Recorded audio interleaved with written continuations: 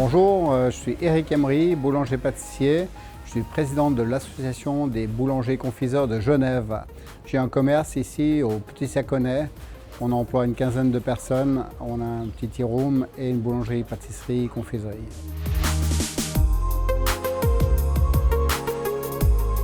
L'association des boulangers-confiseurs de Genève est forte de 54 membres. Ce sont des familles qui sont là depuis très longtemps. C'est des fidèles, c'est des professionnels. Il y a des boulangers, des pâtissiers, des confiseurs. Et puis, c'est, je dirais, un contexte très familial.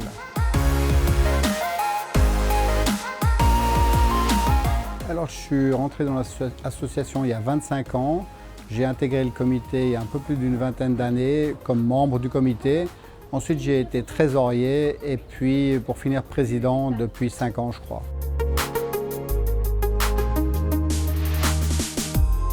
Les événements, il y en a beaucoup, oui. Les événements, il n'y a pas un événement type, mais oui, c'est une richesse incroyable. On est tous les jours au contact des gens, on est tous les jours au contact d'hommes politiques, on est tous les jours au contact d'une clientèle fidèle.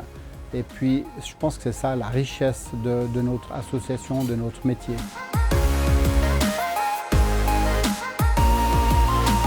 L'association a participé à l'élaboration du label GRTA avec M. Kramer à l'époque, il y a 11 ans, pour les grandes cultures.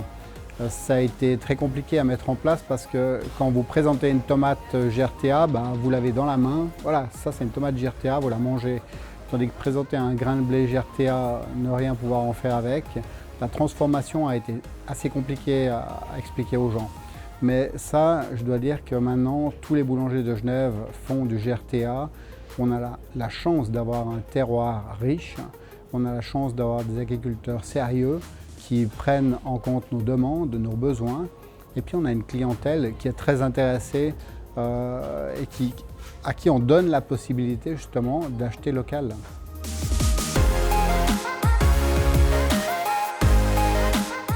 Les prochains défis dans l'immédiat, c'est de gérer au jour le jour notre crise de Covid. C'est pas évident, il y a des commerces qui ont dû fermer complètement. Il faut les aider. On n'est pas tous hyper forts en informatique pour envoyer des formulaires. Donc c'est un soutien au jour le jour. On doit s'adapter au jour le jour. Ça, c'est les grands défis. Et puis surtout, le grand défi qu'il va y avoir, c'est au moment du déconfinement, de faire passer un message à nos clients ou à des clients qui sont revenus, qui ont redécouvert le terroir ou le local. À notre association, qu'elle continue, qu'elle aille toujours dans la même direction, c'est-à-dire des liens d'amitié très forts entre les membres.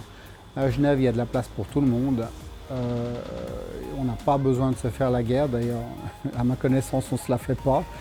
Et puis c'est ça qui fera perdurer notre association avec ses membres et peut-être encore plus à l'avenir parce qu'on se rend compte quand même que tout seul dans son coin, pour finir, ce n'est pas vraiment une solution.